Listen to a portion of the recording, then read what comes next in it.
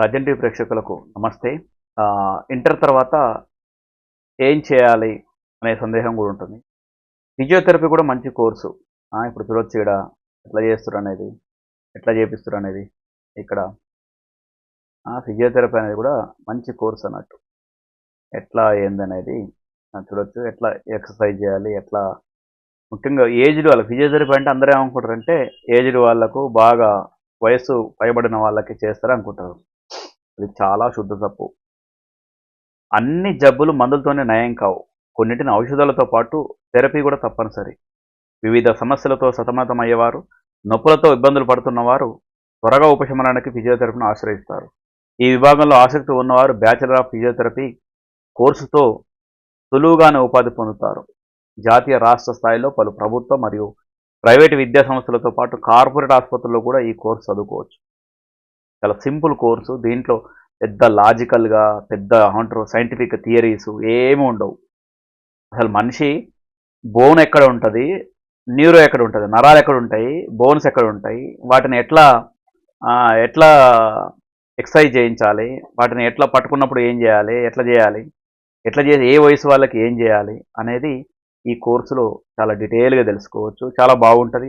ఇంకోటి ఏంటంటే ఈ మధ్య చిన్న చిన్న పిల్లలతో పాటు పెద్దవాళ్ళకి అందరికీ కూడా ఫిజియోథెరపీ అనేది చాలా అవసరం. ఎందుకంటే మనిషిలోకి ఫిట్నెస్ తగ్గిపోతుంది. దాంతో ఏ పని చేసినా ఏదో ఒకటి ఇరిగిపోతుంది, ఏదో ఒకటి పట్టుకుంటుంది. దాంతో ఆ తర్వాత నెక్స్ట్ పోయేది చాలా ఎంబీబీఎస్ డాక్టర్లు కూడా వాళ్ళ వైద్యంతో ట్రీట్మెంట్ కాని కూడా ఫిజియోథెరపీకి రెఫర్ చేస్తారు. దాంతో ఫిజియోథెరపీ డాక్టర్కు కన్సల్ట్గా కావాల్సిన అవసరం ఏర్పడుతుంది అన్నట్టు. అయితే ఎంతమంది ఉన్నారు, ఏంది కోర్సులు, ఏంటి ఎట్లా ఉంటుంది ఏంది అనేది చూద్దాం. ప్రతి 10,000 మందికి ఒక ఫిజియోథెరపిస్ట్ కావాలి. ప్రతి 10,000 మందికి ఒక ఫిజియోథెరపిస్ట్ అవసరం పడతారు. మరి అలాంటి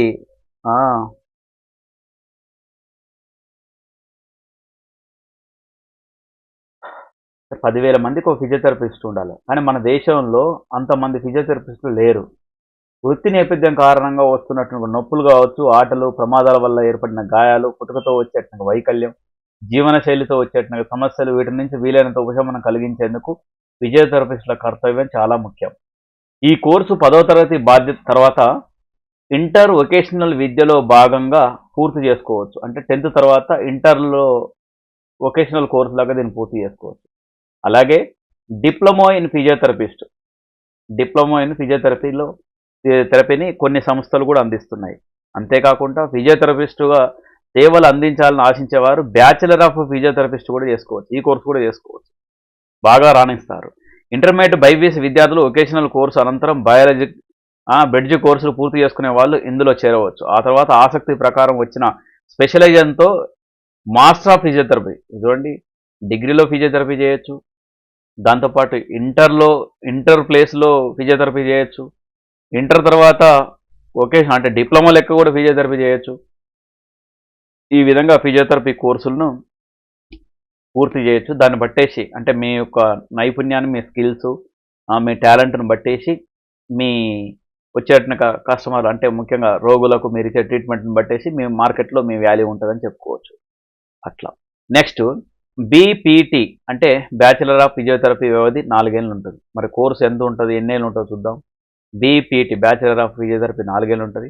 మరో 6 నెలలు ఇంటర్న్షిప్ ఉంటుంది. అంటే ట్రైనింగ్ అన్నట్టు ఇంటర్న్షిప్. బోధన అంతా ఆంగ్ల మాధ్యమంలో ఉంటుంది. కోర్సుల్లో భాగంగా మానవ శరీర నిర్మాణం, వివిధ అవయవాల పనితీరు తెలుసుకుంటారు. దాంతోపాటు ఇందులో మనం కొంత ఏమంటారు మనిషి సైన్స్ కూడా అంటే కాస్త మెడికల్ అంశాలను కూడా అవగాహన అవసరం వీళ్ళకు. ఎందుకంటే అనాటమీ చదవాలి, అంటే మనిషి గురించి చదివేది అనాటమీ. దాంతోపాటు ఫిజియాలజీ చదవాలి, దాంతోపాటు పాథాలజీ అంటే రోగాలకు సంబంధించినవి చదవాలి, దాంతోపాటు ఫార్మకాలజీ చదవాలి, మెడిసిన్ సంబంధించి, సైకాలజీ అంటే ఇప్పుడు ఇట్లా వచ్చుతారు గట్టిన వంతగానే ఒక పేషెంట్ తిట్టేస్తారు, బూతులు తిడతారు. డాక్టర్ని చూడరు, ఫిజియోథెరపిస్ట్ అని కూడా చూడరు. ఎందుకంటే వాళ్ళ నొప్పి అసలు వాళ్ళుగా తిట్టేది, ఆ నొప్పి తిడుతుంది. సో ఆ టైంలో ఆ పేషెంట్కు ఉన్నటువంటి సైకాలజికల్ డిజార్డర్ని దృష్టిలో పెట్టుకొని ఆ విధంగా అర్థం చేసుకోవాలి. అందుకని సైకాలజీ చదువుతారు, మెడికల్ చదువుతారు, సర్జికల్ కండిషనల్ అంటే ఏదన్నా సర్జరీ అవుతుంది, అసలు దాని కండిషన్ ఏంది, ఎక్కడ నరం ఉంటుంది, ఎక్కడ బోన్ ఉంటుంది, ఎక్కడ సర్జరీ అయింది. దాంతోపాటు బయోమెకానిక్స్ చదవచ్చు, అసలు ఏంది మనిషి నిర్మాణం కావచ్చు దాని గురించి. కైనిసియాలజీ చదువుకోవచ్చు, అంటే ఇదేదో నాకు తెలియదు ఇది. దాంతోపాటు డిజేబిలిటీస్ అంటే ప్రివెన్షన్, అంటే ఏంది, వికలాంగులు, పోలియో ఇట్లాంటి ఇవి చదువుకోవచ్చు. రీహాబిలిటేషన్ అంటే కొంతమంది రీహాబిలిటేషన్ సెంటర్లు అంటే ఎవరు ఎగ్జాంపుల్ ఓ తాగుబోతుంటారు, వాళ్ళని రీహాబిలిటేషన్ సెంటర్లు వేస్తారు అట్లాంటి వాళ్ళని. దాంతోపాటు కొంత ఏజ్డ్ వాళ్ళు ఉంటారు, వాళ్ళని కూడా రీహాబిలిటేషన్ సెంటర్లు వేస్తుంటారు. వాళ్ళకి ఇచ్చేటువంటి ట్రీట్మెంట్ కూడా వేరే ఉంటుంది. బయట ఒక హెల్దీ పర్సన్, చిన్నపిల్లలు, మధ్య వయస్కులు, ఓల్డ్ ఏజ్ వాళ్ళు, మహిళలు, అట్లా ఒక్కొక్కరు ఒక్కొక్క ఫిజియోథెరపీ దాని సిస్టమ్ ఉంటుంది. దానికి ఇవన్నీ కోర్సులు కాస్త టచ్అప్ ఇచ్చుకుంటూ చదివితే చాలా మంచి ఫిజియోథెరపిస్టులు అవుతారు. అట్లా వీటిని నేర్చుకుంటారు ఈ కోర్సులో థియరీ ఉంటుంది, ప్రాక్టికల్ రెండింటికి ప్రాధాన్యం ఉంటుంది. ఈ విభాగంలో రాణించడానికి థియరీ ప్రాక్టికల్ ఉంటుంది. రాణించడానికి ముఖ్యంగా శరీరంలో అంతర్గతంగా ఉన్న ఎముకలు కావచ్చు, కండరాలు, నాడీ వ్యవస్థపై పరిజ్ఞానాన్ని పెంచుకోవాలి. కోర్సు చదువుతున్నప్పుడే physiology, anatomy, exercise therapy, electrotherapy, అంటే ఇప్పుడు జనరల్గా ఈ ఫిజియోథెరపీలో భాగంగా ఇప్పుడు ఎలక్ట్రోథెరపీ బాగా ముందుకు వచ్చింది. ఏంటి ఎలక్ట్రోథెరపీ అంటే ఇప్పుడు కొంత ఏమంటారు, కరెంట్ షాక్ లెక్క ఉంటుంది. అది కరెంటుతో కొంత కండరాలు కావచ్చు, నరాలు ఈజీగా లూజ్ అయ్యేటట్టు, అంటే అవి పట్టుకున్నాయి కాస్త వదలటానికి, అంటే ఆ ప్రాంతంలో బ్లడ్ సర్క్యులేషన్ ఇంప్రూవ్ కావడానికి ఈ ఎలక్ట్రోథెరపీని కూడా ఈ మధ్య బాగా ఫిజియోథెరపిస్టులు వాడుతున్నారు. విభాగాలపై పట్టు సాధించాలి. కోర్సు పూర్తయిన తర్వాత విధుల్లో భాగంగా సమస్యలు ఉన్న వారికి పరికరాల సాయంతో ఉష్ణం కావచ్చు, విద్యుత్, యాంత్రిక ఒత్తిడి, యాంత్రిక శక్తి ఉపయోగించి, అవి ఇంతకుముందు చెప్పినాయి అట్లా ఈ మధ్య యాంత్రిక శక్తిని ఉపయోగించి కూడా కొన్ని రకాల వ్యాయామాలు చేయించి ఉపశమనం కలిగిస్తారు ఫిజియోథెరపిస్ట్. దాంతో చాలా రిలాక్స్ అవుతారు. దాంతోపాటు నొప్పి, దాంతోపాటు కొన్ని రకాల ఇబ్బందులు కూడా కనుమరుగవుతాయి. ఫిజియోథెరపీ ఈ మధ్య చాలా అవసరం కూడా మనిషికి, ఎందుకంటే జనాలు ఎక్సర్సైజ్ చేయట్లేరు. దాంతో చాలా కొన్ని ఇలాంటి ఏదన్నా హెల్త్ పరంగా ఇష్యూస్ వచ్చినప్పుడు, అంటే కాలు చేతులు విరిగినప్పుడు ఇలాంటి సమయంలో కూడా ఈ ఫిజియోథెరపిస్ట్లో సర్వీస్ చాలా అవసరం చెప్పుకోవచ్చు. ఫిజియోథెరపిస్టులకు శారీరక దృఢత్వం ఉంటే మంచిది. జనరల్గా ఇప్పుడు ఒక 80 కేజీల మనిషికి ఫిజియోథెరపీ చేయాలంటే ఇప్పుడు ఈమె ఒక 40-50 కేజీలు ఉందనుకో, ఈ 80 కేజీలు ఉన్న మనిషిని హ్యాండిల్ చేయాలంటే కొద్దిగా కష్టం. కాబట్టి ఫిజియోథెరపిస్టులకు శరీర దృఢత్వం ఉంటే మంచిది. అవలీలగా లేపెట్టాల్సిన పరిస్థితి కూడా ఉంటుంది, అంటే వాళ్ళని హ్యాండిల్ చేయాల్సి ఉంటుంది. కొన్నిసార్లు గంటల పాటు పలు పద్ధతుల్లో విడతల వారీగా వ్యాయామాలు, అంటే థెరపీలు చేయించాల్సి ఉంటుంది అన్నట్టు. ఇందుకోసం శక్తి, ఓపిక రెండూ అవసరమే. వైద్యులతో అనుసంధానంగా ఉండాల్సి ఉంటుంది. వాళ్ళ సూచనలు పరిగణలోకి తీసుకొని అవసరాలకు తగ్గ సేవలు అందించాలి. నొప్పి కారణంగా రోగులు ఫిజియోథెరపీని తిరస్కరించవచ్చు. వద్దు సార్, ఫిజియోథెరపీ ఏమొద్దు, నేనే వాకింగ్ చేస్తాంటారు. ఎందుకు వద్దు అంటారంటే ఫిజియోథెరపిస్టులు నొప్పి పెడతారు, వాళ్ళు ఇంకా ఇబ్బంది పెడతారని రోగులు వాళ్ళ సైకాలజికల్ ఫీలింగ్. అందుకే సైకాలజీ చదవాలి. అందుకే వాళ్ళకి సంబంధించిన అన్నిటి మీద చాలా నొప్పి లేకుండా కూడా ఫిజియోథెరపీ చేసే విధంగా అలా ట్రైన్ కావాలి. అలా నైపుణ్యాన్ని పెంచుకోవాల్సిన అవసరం ఉంటుంది. మధ్యలోనే ఆపేయచ్చు. దీని ప్రాధాన్యతని చెప్పి ఒప్పించగలగాలి. అంటే ఏంటంటే ఫిజియోథెరపిస్ట్ తిరస్కరిస్తే వాళ్ళు ఏమంటారు, కొందరు వద్దంటారు. దాన్ని నొప్పి చెప్పేసి దాని గురించి అవసరం కూడా చెప్పాలి. ఏంటి ఫిజియోథెరపీ ఎంతవరకు అవసరం అనేది. చాలామంది రిజెక్ట్ చేస్తారు. ఫిజియోథెరపీ అనేది ఏముందిలే, ఫిజియోథెరపీ ఉందని అంటారు. అదేదో మనం అనుకోలేమా అనుకుంటున్నాం. కానీ లేదు, వాళ్ళకి ఎక్కడ నరం ఉంటుంది, ఎక్కడ బోన్ ఉంటుంది, ఎక్కడ కండరం ఉంటుంది, ఎక్కడ పెయిన్ ఉంటుంది, ఎక్కడ ఎత్తాలి, ఎక్కడ దించాలి అనేది వాళ్ళకి తెలుస్తుంది. ఎందుకంటే వాళ్ళ ఒక కోర్సు, దాంతోపాటు గతంలో వివిధ పేషెంట్లని హ్యాండిల్ చేసి తగ్గించినట్టు చరిత్ర వాళ్ళకు ఉంటుంది. కాబట్టి కాస్త ఫాలో కావాల్సిన అవసరం ఉంటుంది. ముఖ్యంగా బ్యాక్ పెయిన్స్ ఈ మధ్య బాగా వస్తున్నాయి, బండ్ల మీద తిరిగి కంప్యూటర్ల ముందర కూర్చొని. సో అట్లాంటి వాళ్ళకు కూడా ఈ ఫిజియోథెరపీ చాలా అవసరం. ఈ వృత్తిలో ప్రేరణ రావడానికి కొంత సమయం పడుతుంది. ఎందుకంటే నువ్వు తోపు తురువు అని తెలవాలంటే కాస్త మరి అందులో నీ రోగులు ఫీడ్బ్యాక్ ఇవ్వాలంటే నువ్వు కొంత సర్వీస్ చేయాలి. దానికి కొంత సమయం పడుతుంది. ఉన్నత విద్య అంటే బ్యాచిలర్ ఆఫ్ ఫిజియోథెరపీ తర్వాత మాస్టర్ ఆఫ్ ఫిజియోథెరపీ కూడా ఉంటుంది అన్నట్టు. ఈ కోర్సు వ్యవధి 2 ఏళ్ళు ఉంటుంది. మాస్టర్ ఆఫ్ ఫిజియోథెరపీ ఉంటుంది. ఇది 2 ఏళ్ళ కోర్సు. ఇది musculoskeletal sciences, cardiovascular and pulmonology sciences. ఈ పల్మనాలజీ అంటే లంగ్స్ కమ్ కార్డియో అంటే గుండెకు సంబంధించిన వ్యవస్థ. ఇది కార్డియోవాస్కులర్ అండ్ పల్మనరీ సైన్సెస్. అంటే ఏంటంటే ఈ గుండెలో లంగ్స్ మధ్యలో ఉంటుంది గుండె, అంటే ఊపిరితిత్తుల మధ్యలో ఉంటుంది గుండె. సో గుండెకు కూడా కొన్ని సందర్భాల్లో పీసీఆర్ చేయాల్సి ఉంటుంది. పీసీఆర్ చేసే సమయంలో కూడా ఈ ఎవరు ఫిజియోథెరపిస్టులకు ఎక్కడ గుండె ఉంటుంది, ఎక్కడ లంగ్స్ ఉంటాయి, ఎక్కడ బోన్స్ ఉంటాయి, అవి ఏ మోతాదులో ఒత్తాలి, ఏ మోతాదులో ప్రెస్ చేయాలంటే విషయాన్ని వాళ్ళకు పూర్తిగా ఈ మాస్టర్ ఆఫ్ ఫిజియోథెరపీలో ఇంకా చాలా చక్కగా చెప్తారు. సో చాలామంది ఫిజియోథెరపీ, నేను హాస్పిటల్లోకి వెళ్ళినప్పుడు డాక్టర్లని కొంతమంది నర్సులను అడుగుతుంటారు, ఏది నర్సింగ్ చేసినట్టు వాళ్ళు కావచ్చు, ఎంఎల్టీ చేసి ల్యాబ్లలో ఉన్నట్టు వాళ్ళు, మీకు పీసీఆర్ తెలుసా అంటే తెలియదు అంటారు. నాకే గమ్మత్ అనిపిస్తుంది. పీసీఆర్ తెలియనట్టు వాళ్ళు కూడా మెడికల్ డిపార్ట్మెంట్లో ఉండటం ఏంది అనిపిస్తుంది. ఏదైనా స్ట్రోకులు వచ్చినట్టుగా సమయంలో పీసీఆర్ చేసేసి మనిషిని బతికించేట్టుగా చేసేదాన్నే పీసీఆర్ అంటారు. సో ఇప్పుడు ఒక మనిషి ఉన్నట్టుండి కింద పడిపోతారు, ఆయనకు గాలి అందదు, ఆక్సిజన్ అందదు, అంటే ఆయనకు స్ట్రోక్ తోటి కింద పడి చనిపోయే స్థాయిలో ఉంటాడు అన్నట్టు. ముక్కు దగ్గర ఏలు పెట్టి అంటే చూసి అసలు ఆయన గాలి పీల్చుకుంటున్నాడు లేడా చూడొచ్చు, లేదా ఆయన పల్స్ చూడొచ్చు. చూసినప్పుడు గాలి పీల్చుకోవట్లేడు అన్నప్పుడు పీసీఆర్ మొదలు పెట్టాలి. ఎందుకంటే గాలి పీల్చుకోవట్లేదు కాబట్టి ఆయనకు స్ట్రోక్ వచ్చింది, ఆయన గుండె పనిచేయట్లేదు కాబట్టి, గాలి ఆడతలేదు కాబట్టి మనం పీసీఆర్ చేయాలనేది దృష్టిలో పెట్టుకోవాలి.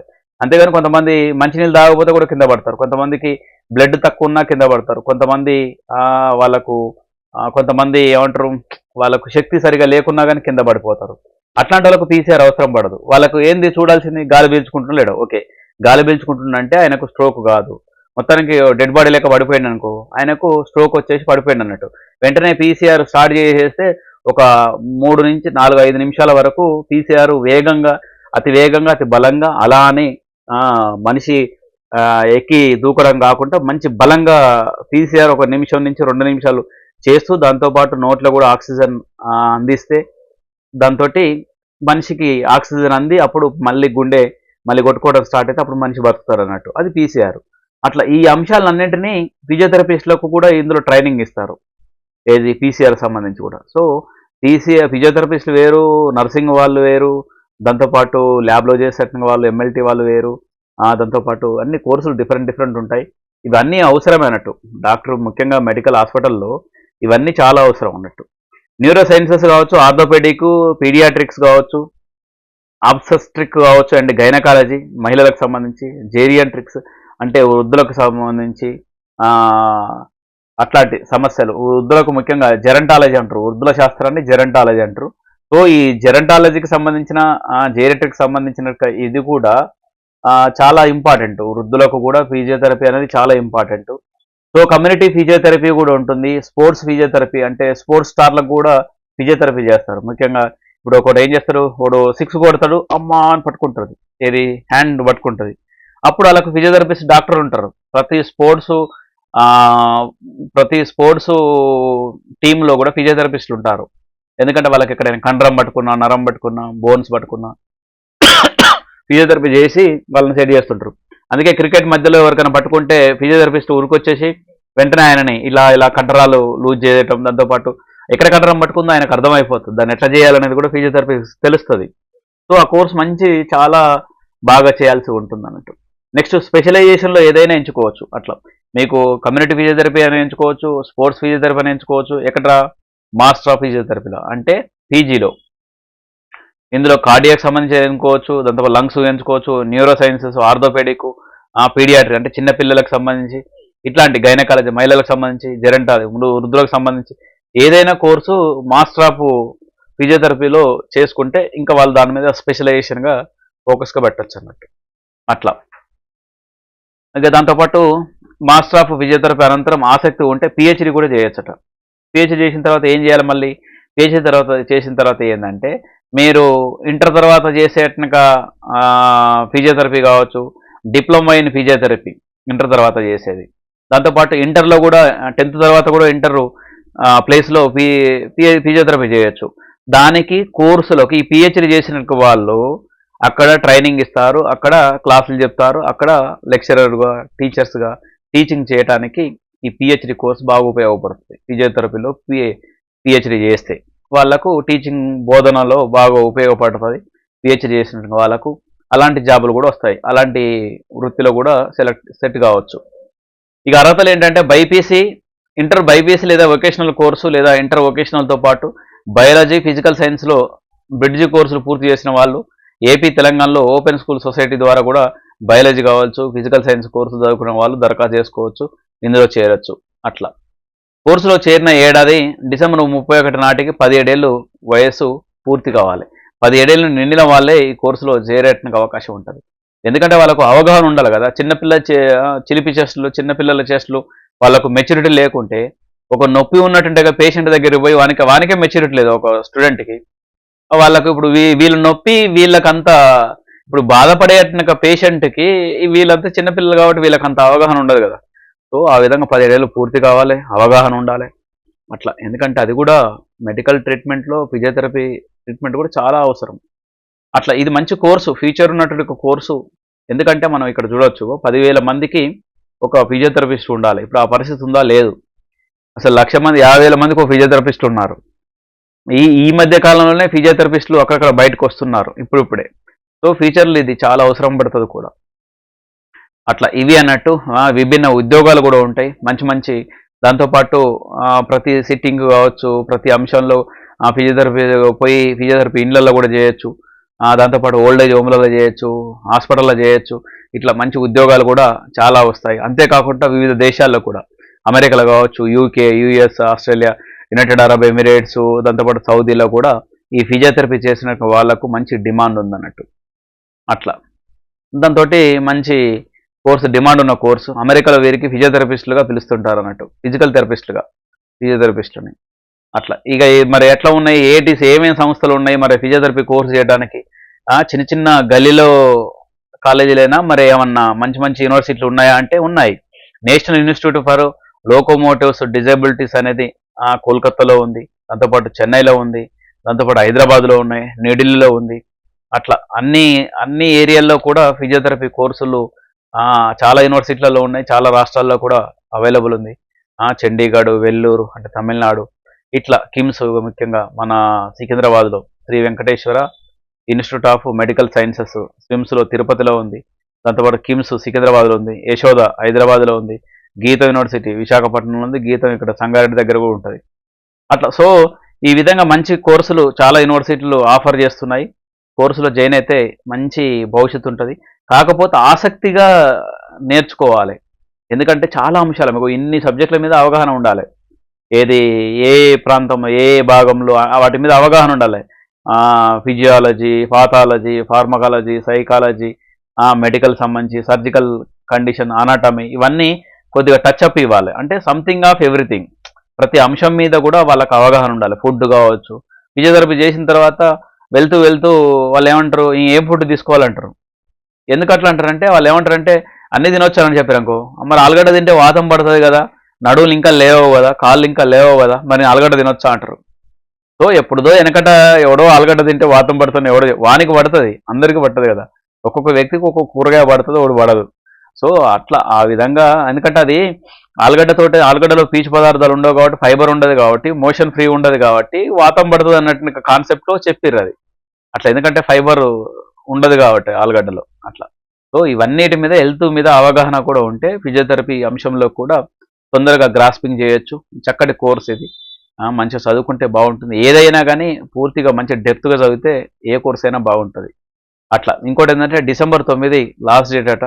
ఎవరన్నా ఫిజియోథెరపీ ఈ యూనివర్సిటీలలో, ఆంధ్రలో శ్రీ వెంకటేశ్వర యూనివర్సిటీలో 40 సీట్లకు పైగా ఉన్నాయి. తెలంగాణలో సుమారు 25 సంస్థలు ఫిజియోథెరపీ కోర్సుని ఇస్తున్నాయి. అందులో మీరు ఈ విధంగా తెలంగాణలో కాళోజీ నారాయణ హెల్త్ యూనివర్సిటీలో కూడా ఆధ్వర్యంలో కూడా నడుస్తున్నాయి. ఇంటర్ బైపీసీ గ్రూప్ మార్కులతో ప్రవేశం కూడా లభిస్తుంది అన్నట్టు.